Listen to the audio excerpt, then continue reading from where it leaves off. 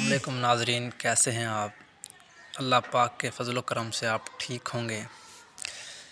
تو آج ہم جس ادبی عنوان پر بات کرنے جا رہے ہیں، دراصل سریندر پرکاش کا ایک لازوال اور طویل افسانہ باز گوئی ہے، جو ان کے افسانوی مجموعے باز گوئی میں شامل ہے، جس میں ان کا افسانہ بجوکا بھی شامل ہے۔ یہ ایک ایسا افسانہ ہے جو ادب سے تعلق رکھنے والے ہیں یا دیگر علوم سے بھی تعلق رکھنے والے ہیں، ان کو ایک بار اس کا مطالعہ ضرور کرنا چاہیے، کیونکہ اس میں حالات حاضرہ اور حکومت کے عوام پر بے جا لگائے گئے ٹیکسز اور مظالم کی ایک داستان کو رقم کیا ہے انہوں نے۔ سریندر پرکاش نے اپنے ان کا افسانہ بازوکا اور باز گوئی میں ایک ہی ہمیں موضوع نظر آتا ہے کہ موجودہ حالات یا حکومت کس طرح عوام پر ٹیکسز لگاتی ہے یا کس طرح ان پر مظالم ڈھاتی ہے۔ تو اس کو انہوں نے پیش کرنے کی کوشش کی ہے۔ بڑا زبردست اور طویل افسانہ ہے جو کہ 60 صفحات پر مشتمل ہے۔ باز گوئی افسانے کا نام باز گوئی کیوں پڑا؟ اس کے پیچھے بھی ایک وجہ ہے۔ کوئی کہانی جب لکھتا ہے تو اس کا نام ایسے نہیں رکھتا۔ تو باز گوئی سے مراد یا اس کا مطلب ہے دوبارہ پیش کی گئی یا بیان کی گئی داستان کے ہیں یا کہانی کے ہیں۔ اور جب ہم یہ افسانہ پڑھ لیتے ہیں تو آخر میں یہ بات واضح ہو جاتی ہے کہ یہ دوبارہ بیان کی گئی ہی داستان ہے،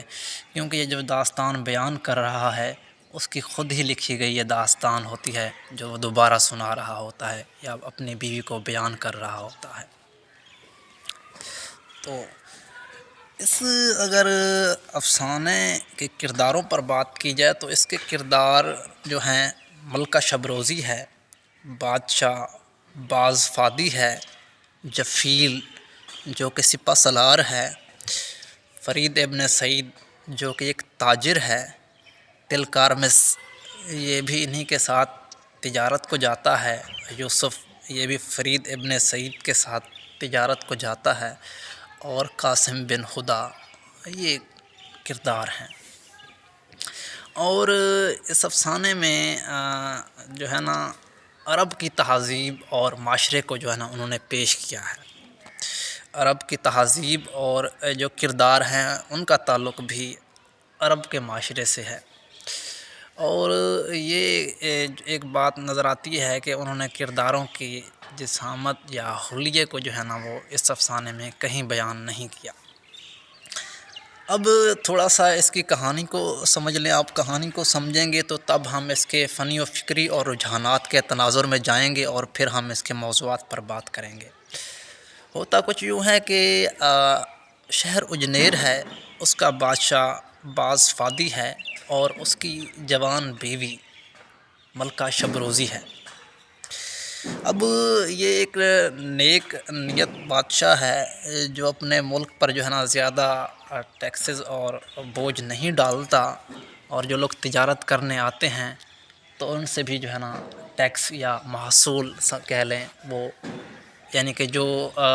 مال خریدتا ہے صرف اس سے 1% ٹیکس لیا جاتا ہے، اور اگر کسی تاجر کو وہ نقصان آ جائے تجارت میں تو پھر اسے قرض بھی دیا جاتا ہے بغیر سود کے۔ اب ہوتا یوں ہے کہ یہ جو فرید ابن سعید تاجر ہے، بہت بڑا تاجر ہے، اور اس کی تجارت کا ہر ملک میں چرچا ہوتا ہے، ہر شہر میں چرچا ہوتا ہے، اور یہ جہاں بھی تجارت کرنے کے لیے جاتا ہے وہاں کے بادشاہ اور وزیر اس کا بڑا خوش اسلوبی سے استقبال کرتے ہیں۔ اب تجارت کے لیے نکلتا ہے اور شہر اجنیر کی طرف جاتا ہے اپنے ساتھی یوسف، اور اس کو راستے میں جو غلام ملتا ہے تلکارمس، اس کو بھی ساتھ کر لیتا ہے،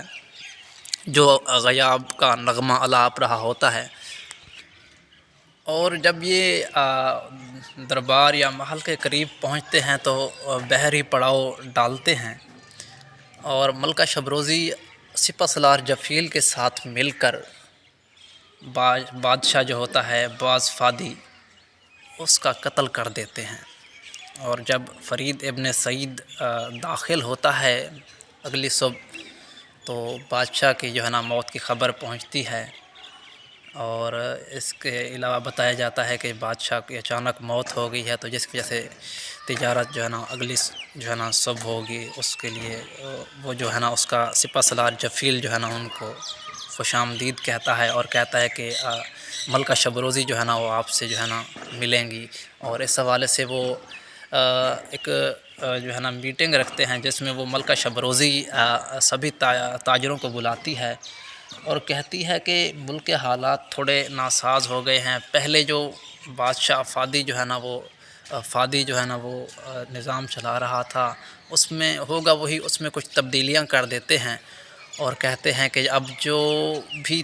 مال خریدے گا اور فروخت کرے گا دونوں جو ہے نا 1% جو ہے نا وہ محصول دیں گے، اور اس کے علاوہ اور بھی بہت سی شرائط رکھی جاتی ہیں۔ جب فرید ابن سعید کو اس کے حوالے سے پتہ چلتا ہے تو وہ بغاوت کے لیے کھڑا اٹھتا ہے، اور اگلے صبح جو ہے نا اجنیر کے شہر میں تجارت کے لیے اپنے قافلے کو نہیں آنے دیتا، جس پر سپہ سالار جفیل اس سے لڑتا ہے، اور آخر کار ملکہ شبروزی کے ساتھ مل کر انہیں قتل کروا دیا جاتا ہے۔ اور پھر تلکارمس آتا ہے، کیونکہ وہ پہلے ادھر سے بھاگ جاتا ہے، تلکارمس اس لڑائی میں سے واپس آتا ہے اور غیاب بجاتا ہے، تو لوگ اسے سن کر جو ہے نا اس کی طرف جو ہے نا متوجہ ہوتے ہیں، اور ملکہ شبروزی اپنے تخت اور اپنی سلطنت کو قائم رکھنے کے لیے کہتی ہے کہ یہ جو جفیل ہے اس کی جو ہے نا امام پہ جو ہے نا بادشاہ کو قتل کیا گیا تھا، اور تلکارمس کو اپنی طرف کر لیتی ہے اور اسے وزیر بنا دیا جاتا ہے۔ جب تلکارمس ملکہ شبروزی کے سحر میں عشق کے سحر میں پڑتا ہے اور اس کے قریب ہو جاتا ہے، تو ملکہ شبروزی جو ہے نا اس کو کہتی ہے اگر تم مجھے حاصل کرنا چاہتے ہو یا مجھ سے شادی کرنا چاہتے ہو تو تمہیں اپنی جو ہے نا محبوب ترین چیز مجھے اپنی ماں کا دل لا کے دینا ہوگا۔ تلکارمس ہچکچاتا ہوا پہلے تو وہ جو ہے نا سختے میں پڑ جاتا ہے، مگر جب گھر آتا ہے اس کی والدہ اسے کھانا دیتی ہے رات گئے، اور اس کے لیے بستر لگاتی ہے، اس کے گھوڑے کو چارہ ڈالتی ہے، اور ایک خنجر اس کے سرہانے رکھ دیتی ہے تاکہ جو ہے نا اسے ڈر نہ لگے رات کا نیند میں۔ رات کا کچھ پہر گزرتا ہے اور تلکارمس جب اس کو لگتا ہے کہ اس کی ماں کو اب نیند آ گئی ہے تو وہ خنجر اٹھاتا ہے اور سینہ چاک کر کے ماں کا دل نکال لیتا ہے، اور اسی وقت ماں کے دل سے آواز آتی ہے بیٹا جاؤ تمہیں اللہ تمہارے مقصد میں کامیاب کرے۔ تلکارمس گھوڑا دوڑاتا ہوا ایک ندی سے جب اس کا گزر ہوتا ہے تو وہاں اس کا گھوڑے کا پاؤں پھسلتا ہے اور وہ گر پڑتا ہے، اور وہ جو دل ہوتا ہے جس تھیلی میں وہ بھی گر پڑتا ہے، تو اس دل سے آواز آتی ہے بیٹا تمہیں چوٹ تو نہیں لگی، اور ملکہ شبروزی کے پاس پہنچ جاتا ہے۔ ان کی شادی ہو جاتی ہے اور اتنا زیادہ اہتمام کیے جاتے ہیں اور لوگوں کو تحائف دیے جاتے ہیں کہ ملک جو ہے نا تمام خزانہ اس کا جو ہے نا خرچ ہو جاتا ہے، اور اس کا جو ہے نا بوجھ بھی عوام پر ڈال دیا جاتا ہے،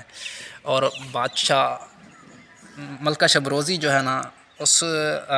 تلکارمس کو اپنے محبت اور اس کے جال میں ایسا پھنساتی ہے، وہ شراب پیے ہر وقت اس کے ساتھ جو ہے نا ہمہ گوش رہتا ہے، اسے اپنے ملک کا کچھ پتہ نہیں ہوتا ہے، جو کہ عوام کو جو ہے نا غربت سے نکالنے کے لیے لگا ہوا تھا، اب اسے اپنا بھی ہوش نہ رہا تھا۔ تب قاسم بن ہدا آتا ہے اور ملکہ شبروزی کے خلاف احتجاج کرتا ہے، اور ملکہ شبروزی بھی اسے اپنے حسن میں جو ہے نا حسن کے سحر میں جال میں پھنسانا چاہتی ہے، مگر وہ ایسا کرنے سے جو ہے نا صاف انکار کر دیتا ہے، اور اس کے خلاف جو ہے نا مزاحمت کرتا ہوا نظر آتا ہے، اور اپنے 16 جانبازوں کے ساتھ اس کے جو ہے نا محل میں داخل ہو جاتا ہے، اور ملکہ شبروزی اس کو جب دعوت دیتی ہے اپنے حسن کی طرف تو قاسم بن ہدا جو ہے نا کہتا ہے ملکہ شبروزی تم ملکہ شبروزی نہیں ہو، تم ایک بازاری عورت ہو۔ ملکہ شبروزی اس پر چلاتی ہے اور وہ کہتی ہے کہ میں تمہارے جسم کی بوٹیاں کروا کر کتوں کو ڈال دوں گی، ڈرو تم اس ملک کے دستور سے ڈرو، بادشاہ سے ڈرو۔ اور تب قاسم بن ہدا ان کے دستور کی کتاب جو ہے نا جب بھی بادشاہ کوئی بنتا ہے تو وہ جو ہے نا اپنے انگوٹھے سے جو ہے نا اس کو چاک کر کے اس پر جو ہے نا خون سے انگوٹھا لگاتا ہے، اس کے 2 ٹکڑے کر دیتا ہے، اور پھر یوں ملکہ شبروزی کے کہنے پر ہر طرف سے جو ہے نا فوج لڑائی کے لیے آمادہ ہو جاتی ہے، اور وہ محل کی چھت پہ کھڑی ہو کر یہ سب تماشا دیکھ رہی ہوتی ہے اور لوگوں کے خون ریزی ہو رہی ہوتی ہے۔ آخر میں تلکارمس اب جو داستان بیان کر رہا ہے اس کی بیوی کہتی ہے کہ یہ کمال کی داستان ہے۔ تلکارمس کہتا ہے اگر یہ داستان ہمارے کسی عہد میں رہنے والے مصنف نے لکھی ہو تو کیسا ہوگا اور کون ہو سکتا ہے وہ؟ تب وہ کہتی ہے کرشن چندر ہو سکتا ہے، خواجہ احمد عباس ہو سکتا ہے، امردیم قاسمی اور جوگندر پال اور بھی نام لیتی ہے، اور وہ کہتا ہے کہ تلکارمس کہتا ہے کہ میں ہی تلکارمس ہوں اور یہ داستان میں نے لکھی ہے، اور اس کی بیوی جو ہے نا سکتے میں پڑ جاتی ہے۔ اس لیے اس داستان کا نام باز کوئی رکھا گیا کیونکہ یہ دوبارہ بیان کی گئی ہے۔ اب اس کے فنی و فکری اور رجحانات کے تناظر میں دیکھیں اس داستان کو کہ اس میں کیا کیا موضوعات ہیں۔ اس داستان میں طلسماتی فضا چھائی ہوئی نظر آتی ہے۔ اتنا طویل افسانہ ہے، اتنا طویل افسانہ ہونے کے باوجود کہیں ربط نہیں ٹوٹتا۔ پڑھنے والا مزید پڑھنے کے لیے آمادہ ہوتا چلا جاتا ہے کہ آگے کیا ہونے والا ہے۔ اب جو اس میں معاشرہ پیش کیا گیا ہے دراصل عرب کے معاشرے کو پیش کیا گیا ہے، عرب کی تہذیب کو پیش کیا گیا ہے، وہاں کے تجارت کے معاملات کو پیش کیا گیا ہے، اور وہاں سے تعلق رکھنے والے عرب کے کرداروں کو پیش کیا گیا ہے۔ بظاہر تو کرداروں کے نام نظر آتے ہیں مگر حلیہ ان کا نہیں آتا، بیان کیا جاتا، کیونکہ ہر آنے والے دور کی عکاسی کرتے ہوئے یہ کردار نظر آتے ہیں۔ حکومت وقت کے مظالم کو موضوع بنایا گیا ہے کہ کس طرح حکومت جو ہے نا عوام پر ٹیکسز کی جو ہے نا اگر کوئی حکومت خود اپنے معاملات اور آسائش پر جو ہے نا اخراجات کرے اور جب خزانے خالی ہو جائیں تب اس کا بوجھ جو ہے نا عوام پر ڈال دیا جاتا ہے، عوام پر کس طرح ٹیکس لگایا جاتا ہے۔ سلطنت کا نشہ کتنا خطرناک ہوتا ہے یہ ملکہ شبروزی کے کردار کے بطور بتایا گیا ہے کہ وہ کتنے جو ہے نا مہرے بناتی ہے اور ان کو کراس کرتی ہوئی اپنے جو ہے نا بقا قائم رکھتی ہوئی نظر آتی ہے، اور یہ قسمت کی دیوی کے طور پر نظر آتی ہے ہمیں۔ اوریانی کا عنصر بھی نظر آتا ہے، اور جو جفیل کے ساتھ وہ جسمانی تعلقات قائم کرتی ہے اس کو بھی بڑے عیاں طریقے سے دکھایا گیا ہے، اور تلکارمس کے ساتھ بھی ماں کی محبت اور لازوال محبت کو دکھایا گیا ہے کہ ایک ماں اپنے بیٹے سے کتنا حد تک محبت کر سکتی ہے۔ ماں کو پتہ ہوتا ہے کہ تلکارمس جو ہے نا اس کا دل نکالنے کے لیے آیا ہوا ہے، پھر بھی وہ خنجر رکھ دیتی ہے، اور اس کا دل جب چاک کرتا ہے تب بھی اس کے دل سے آواز آتی ہے، جب اس کو چوٹ لگتی ہے تب بھی ماں پکار اٹھتی ہے۔ تو ماں کی محبت کو بھی بڑے بہترین انداز میں پیش کیا ہے، اور بیٹے کی بے حسی اور محبت کے سحر میں گرفتار ہونے کو دکھایا گیا ہے کہ تلکارمس کی بے حسی اتنا کہ وہ اپنے عشق میں اتنا اندھا ہو جاتا ہے، کرسی کی چاہت میں یا عشق کی چاہت میں اتنا اندھا ہو جاتا ہے کہ اپنی ماں کا دل نکال کے ملکہ شبروزی کو پیش کر دیتا ہے، اور جو ہے نا ملکہ شبروزی کے کرسی کے حصول کرنے کی جو ہے نا داستان بھی بڑی اچھے سے جو ہے نا نظر آتی ہے، اور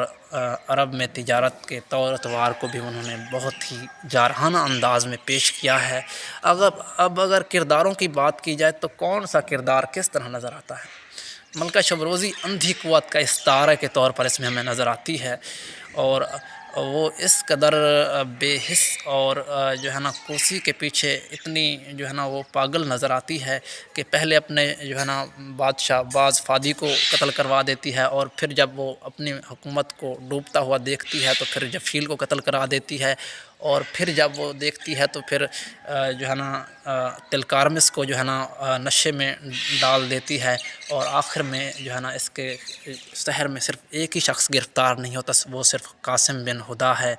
تو یہ ایک قسمت کی دیوی کے طور پر جو ہے نا ہمیں کردار نظر آتا ہے۔ بادشاہ باز فادی جو ہے نا یہ ایک نیک بادشاہ نظر آتا ہے جو حکومت کے عوام کے حق میں جو ہے نا بات کرتا ہوا، اور ان کے جو ہے نا مزید ان پر جو ہے نا بوجھ نہ ڈالنے والا ایک کردار نظر آتا ہے۔ جفیل سپہ سالار ایک جو ہے نا دیکھیں ایک غدار کے طور پر نظر آتا ہے، یہ جفیل ایک غدار کے طور پر نظر آتا ہے جو اپنے بادشاہ کو قتل کرتا ہے، اور بعد میں جو ہے نا ملکہ شبروزی سے تعلقات قائم کرنے لگ جاتا ہے جسمانی، اور پھر جو ہے نا ملکہ شبروزی کا ہی شکار ہو جاتا ہے۔ فرید ابن سعید جو تاجر ہے، جو اپنی تجارت کے حوالے سے بہت مشہور ہے، اس کی جو ہے نا ایمانداری کو دکھایا گیا ہے کہ کس طرح جو ہے نا وہ ایمانداری سے اپنی اور تلکارمس ایک بے حس قسم کا کردار دکھایا گیا ہے، اور قاسم بن ہدا ایسا کردار ہے جس پر کسی قسم کے حسن کا جو ہے نا وہ ذرا برابر بھی اثر نہیں ہوتا۔ تو یہ سریندر پرکاش کا ایک بہترین اور لازوال افسانہ ہے، آپ کو ایک بار ضرور پڑھنا چاہیے۔ حالات حاضرہ جو ہے نا اس کی عکاسی کرتا ہوا نظر آتا ہے کہ کس طرح حکومت عوام پر جو ہے نا ٹیکسز کے انبار ڈالتی ہوئی جا رہی ہے، اور جو کچھ بھی حکومت کرتی ہے اس کا جو ہے نا جو الزام، اس کا جو وزن ہے وہ عوام پر ڈال دیا جاتا ہے۔ تو اس کی بہترین عکاسی اس جو ہے نا افسانے میں کی گئی ہے۔ اگر آپ ادب سے تعلق رکھتے ہیں تو آپ کو ضرور پڑھنا چاہیے۔ اور ایم فل میں بطور جو ہے نا رجحانات کے تناظر میں دیکھیں تو یہ افسانہ آپ کو ملے گا کہ مختلف رجحانات کے تناظر میں افسانہ باز کوئی کا جائزہ پیش کریں۔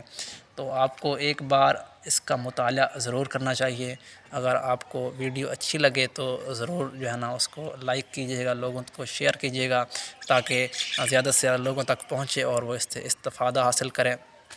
اس سے پہلے بھی اس عنوان پر ویڈیو بنائی گئی ہے، مگر وہ اتنی طویل ہے کہ اس کو پڑھ کر جو ہے نا داستان کو پڑھ کر جو ہے نا بتایا جا رہا ہے، 1.5 گھنٹے کی ہے۔ مگر اس ویڈیو میں نے دیکھا، اس کے علاوہ میں نے دیکھا کہ ایسی ویڈیو ہو جس میں 10 سے 15 منٹ کے اندر ہی آپ کو پورا کا پورا افسانہ جو ہے نا سمجھ میں آ جائے۔ تو امید ہے کہ آپ کو ویڈیو پسند آئے گی، اور اگر کوئی سوال ہو اس حوالے سے تو ضرور کیجیے گا۔ تب تک کے لیے اللہ حافظ۔